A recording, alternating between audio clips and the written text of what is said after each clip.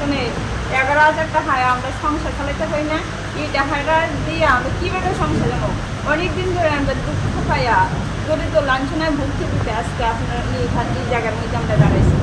এই টাকা সাময়িক টাকার মাধ্যমে আমরা সংসার চালাতে পারি না, বৃদ্ধ মা বাবাদের কোনো চিকিৎসা করতে পারি না, ছেলে মেয়েদের ভালোভাবে পড়াশোনা করাতে পারি না, অন্য কিছু তো নিজের চাকরিদায় তো বাদে অনেক সময় তারা ক্যাম্প থাকতে পারবে, তারারও 3-4 হাজার টাকা লাগে।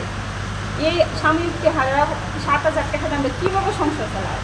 এরা অনেক কিছু আমরা দুঃখ করতে পেতে আজকে এই জায়গার মধ্যে আমরা আয়া দাঁড়াইছি। স্যার আমরা সবাই স্কুল পরিবার আমরা এই গল্পগুলো প্রথমত এই স্কুলে নিয়মিত চাই।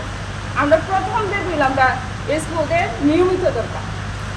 দ্বিতীয় পুলিশের মেয়ে স্কুলে এনপিএ চালু করতে হবে। স্যার এই যে দাবিগুলো আপনারা দেখেন, এই দাবিগুলোর জন্য আমরা প্রথমত আমরা প্রথম দাবিগুলো আমরা নিয়মিত চাই, স্কুলে নিয়মিত করতে হবে।